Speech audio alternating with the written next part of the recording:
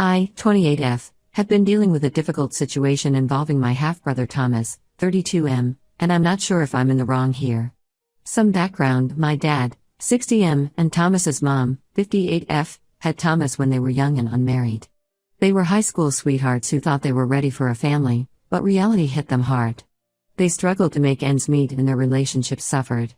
They split up when Thomas was just a baby, and my dad moved to a different city for work. A few years later, my dad met my mom, 55F, at his new job. They hit it off immediately and got married within a year. I came along shortly after. Growing up, I always knew about Thomas, but he felt more like a distant relative than a brother. He lived primarily with his mom, but would stay with us every other weekend and for a few weeks each summer. My earliest memories of Thomas are from when I was about 5 or 6. I remember being excited to have a big brother, but Thomas never seemed to share that enthusiasm. He was always quiet and withdrawn during his visits.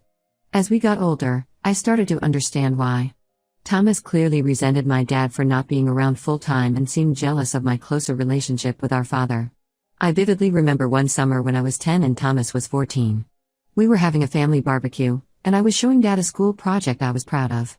Thomas suddenly stormed off, and when Dad went to check on him, I overheard Thomas yelling about how Dad never cared about his accomplishments. It was the first time I really understood the depth of Thomas's pain. As we entered our teenage years, the tension between us only increased. Thomas struggled in school, often getting into trouble and barely passing his classes. Meanwhile, I was a straight-A student involved in various extracurricular activities. This seemed to make Thomas even more resentful towards me. I remember one Thanksgiving when I was 16, I was excitedly telling the family about my college plans. Thomas, who had dropped out of community college a few months prior, made a snide comment about how I had it easy growing up in a real family with both parents. The room went silent, and I felt horrible, even though I knew I hadn't done anything wrong. Our dad always tried to foster a better relationship between us. He would plan activities for all of us to do together during Thomas's visits, like fishing trips or game nights. But these often ended in awkward silences or arguments. As much as Dad tried, he couldn't bridge the gap between us. As adults, Thomas and I only saw each other at family gatherings a few times a year. We were polite but distant. Thomas bounced between various jobs, retail, construction, food service, never seeming to find his footing. I went to college, got my degree, and started a successful career in marketing. Every time we met, I could feel Thomas's resentment simmering beneath the surface. Last year, our dad was diagnosed with terminal cancer. It was devastating for all of us. I took time off work to help care for him, and to my surprise, Thomas also became very involved in Dad's care. At first, I was glad to see him stepping up, thinking maybe this shared tragedy would finally bring us closer. But as the weeks went by, I started to notice something odd. Thomas was spending a lot of time whispering with Dad when no one else was around. He would quickly change the subject whenever I walked into the room. I tried not to think too much of it, assuming they were just trying to make up for lost time. A few weeks before Dad passed, I overheard a conversation that made my blood boil. Thomas was telling Dad he was struggling financially and asked to move in with Dad and my mom to help out. He talked about how he could take care of the house and be there for Mom after Dad was gone. Dad, weakened by his illness and always eager to make amends with Thomas, agreed without consulting my mom or me. I was furious when I found out. I knew Thomas was just trying to weasel his way into living rent-free. He had never shown any interest in helping out before, and I doubted he would start now. But I didn't want to upset my dying father, so I kept quiet. I hoped that maybe after Dad passed, Mom would come to her senses and tell Thomas he couldn't stay. Dad passed away 2 months ago. We were all devastated, but Thomas seemed to bounce back suspiciously quickly. Within days of the funeral, he had moved most of his belongings into my parents' house. My mom was clearly uncomfortable with the situation but felt obligated to honor Dad's wishes. I live about an hour away from my mom, so I've been visiting frequently to check on her and help out. Every time I go over, Thomas is just lounging around playing video games or watching TV. He claims he's job hunting, but I haven't seen any evidence of that. Meanwhile, my mom is running herself ragged trying to keep up with bills and home maintenance on her own. The situation reminded me of when we were kids and Thomas would come to visit. He would make a mess of the house, eat all the snacks, and never help with chores. It's like he never grew up, and now he's taking advantage of our grieving mother. I've tried talking to my mom about it, but she just makes excuses for Thomas. She says he's grieving too and needs time to get back on his feet. But I can't help but feel like he's using Dad's death as an excuse to mooch off her. The final straw came last week. I stopped by unannounced on a Tuesday afternoon, expecting to help Mom with some errands. Instead, I found the house in complete chaos. Thomas was hosting a party with about a dozen of his friends. They had trashed the living room, with empty beer cans and pizza boxes strewn everywhere. The smell of marijuana was overwhelming. I found my mom hiding in her bedroom, too afraid to confront them. She was in tears, saying she had asked Thomas not to have people over, but he had ignored her. I was livid. This was the home where we had grown up, where we had made memories with Dad. And Thomas was disrespecting it like this. I stormed into the living room and kicked everyone out. Thomas tried to argue with me, slurring his words and reeking of alcohol. I told him he needed to move out immediately. He got angry and said I had no right to kick him out of his house.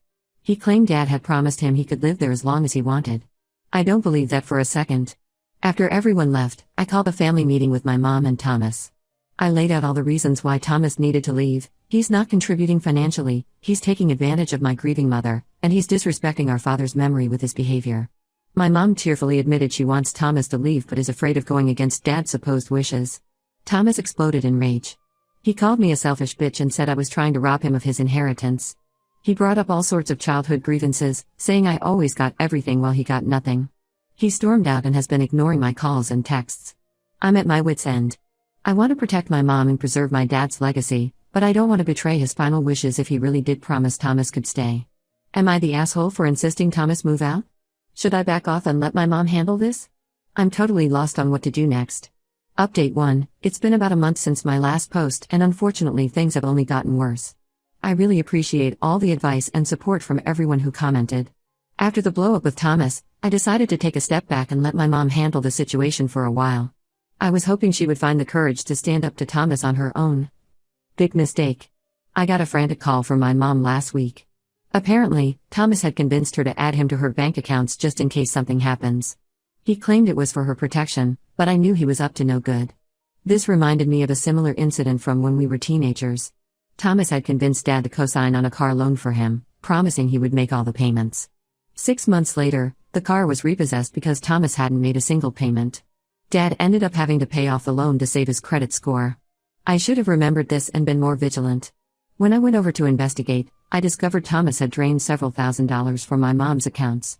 He claimed it was to pay bills but couldn't produce any receipts. My mom was distraught but still reluctant to kick Thomas out. I started digging deeper and found out Thomas had been using mom's credit cards too. He had maxed out 2 of them on online gambling sites and various bars around town. It was clear he was spiraling out of control, but mom was still making excuses for him. I tried talking to Thomas about it, hoping to appeal to whatever sense of family he had left. I reminded him of all the times Dad had bailed him out in the past, the car loan, paying off his student loans, even covering his rent a few times when he was between jobs. I thought maybe if he remembered Dad's generosity, he'd feel guilty about taking advantage of Mom. But Thomas just laughed in my face. He said Dad owed him for all the years he wasn't around, and now Mom owed him too. He even had the audacity to say that since I had a good job, I should be the one supporting Mom, not him. I'd had enough at this point. I contacted a lawyer friend who specializes in elder law. She confirmed that since there's no written agreement, Thomas has no legal right to stay in the house. She helped me draft an official eviction notice giving Thomas 30 days to vacate. When I served Thomas the notice, he completely lost it. He started screaming about how I was trying to rob him of his inheritance, and that Dad would be ashamed of me. He even tried to guilt my mom by saying she was choosing me over him, just like Dad did when we were kids. This brought back memories of similar tantrums Thomas would throw when we were younger. Anytime he didn't get his way, he would accuse Dad of favoring me. It didn't matter if it was about curfews, allowance, or punishments for breaking rules. Thomas always played the victim. I stood my ground and told Thomas he had no choice, he needed to be out in 30 days or we'd involve the police. He stormed off to his room and has been sulking ever since. My mom is a wreck over all of this. She keeps saying she's failed as a mother and that Dad would be so disappointed in how things turned out. I'm trying to reassure her that she's doing the right thing, but it's been tough. To make matters worse, I discovered Thomas has been badmouthing me to our extended family. He's painting himself as the poor, grieving son who's being cruelly evicted by his heartless sister. Some relatives have been calling to berate me for my actions. This isn't the first time Thomas has turned family members against me. When we were kids, he would often tell our grandparents that I was mean to him or broke his things, even when it wasn't true. It always worked, and I would end up being scolded while Thomas smirked behind their backs. I'm standing firm in my decision, but I'd be lying if I said all of this wasn't taking a toll on me. I miss my dad terribly and wish he was here to help sort this mess out.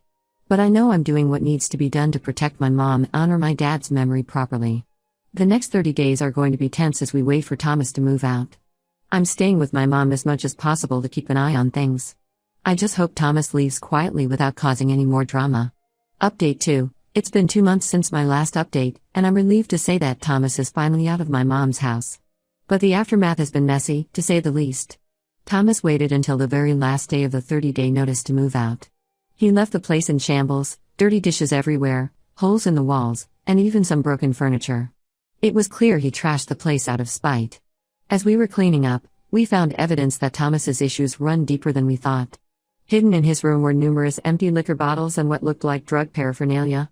It made me think back to his teenage years when Dad always suspected he was using drugs but could never prove it. What's worse, we discovered he had stolen several valuable family heirlooms on his way out.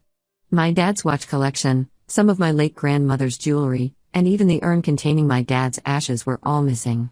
I was livid. The watch collection was especially painful. Dad had started it when Thomas was born, adding a new watch for each of Thomas's birthdays. He had planned to give Thomas the collection on his 30th birthday, but Thomas's erratic behavior had made him hesitate. Now, those precious mementos were gone. I immediately filed a police report, but without proof that Thomas specifically took these items, there wasn't much they could do. I've been checking local pawn shops and online marketplaces, hoping to spot our missing belongings. The family is still divided over the situation. Some relatives think I did the right thing, while others believe I was too harsh on Thomas. My mom is heartbroken over the loss of Dad's ashes and blames herself for letting things get so out of hand. I've hired a cleaning service to help get the house back in order, and I'm staying with my mom for a while to help her adjust. She's started grief counseling, which seems to be helping her process everything that's happened. As for Thomas, he's gone completely off the grid. His phone is disconnected, and none of our mutual acquaintances know where he's staying. Part of me is relieved he's out of our lives, but I'm also worried about what he might do next. This reminds me of when Thomas disappeared for 6 months after high school. We later found out he had been living in his car, too proud to ask for help. I'm worried he might be in a similar situation now. I'm trying to focus on helping my mom heal and moving forward, but it's hard not to feel angry and betrayed by how Thomas has acted. I keep wondering if there was anything I could have done differently to prevent things from getting this bad. For now, I'm just taking it one day at a time and hoping that eventually, we can put this whole ordeal behind us. Update 3. It's been 6 months since my last update, and I wanted to share some unexpected developments in our family saga. About a month ago, I received a letter from Thomas. It was postmarked from a rehab facility in a neighboring state. In the letter, Thomas explained that he'd hit rock bottom after leaving Mom's house and realized he needed help for his drug addiction. He apologized for his behavior and admitted to stealing the family heirlooms to fund his habit. Thomas claimed he's been clean for 60 days and is working on making amends. He included a check to cover the damages to Mom's house and promised to return or replace the stolen items once he's released. The letter brought back memories of a similar promise Thomas made years ago. When he was 18, he had stolen Mom's credit card and racked up thousands in charges. He swore he'd pay it back and get his life together, but it never happened. This time, though, the rehab facility lent some credibility to his claims. I was skeptical at first, but I did some research and confirmed Thomas is indeed at the rehab facility he mentioned. I haven't told my mom about the letter yet. I wanted to make sure it wasn't just another manipulation tactic. Last week, I received a call from Thomas's counselor. She verified his progress and asked if we'd be open to a family therapy session. I'm conflicted about how to proceed. Part of me wants to believe Thomas has changed, but I'm wary of letting him back into our lives after everything that's happened. My mom is slowly healing and has started volunteering at a local community center. I'm worried that reopening old wounds might set back her progress. At the same time, I know she misses Thomas and would be overjoyed if he's truly turned his life around. This situation reminds me of when Thomas briefly got sober 5 years ago. He attended AA meetings for a few months and things seemed to be improving. But then he relapsed hard, and it was even worse than before. I'm scared of history repeating itself. I haven't made any decisions yet. I'm planning to discuss it with my mom this weekend and see how she feels. Whatever we decide, I'm going to make sure we proceed cautiously and set clear boundaries. This whole experience has been a roller coaster of emotions, but I'm cautiously optimistic that maybe, just maybe, something positive might come out of all this pain and drama. Only time will tell.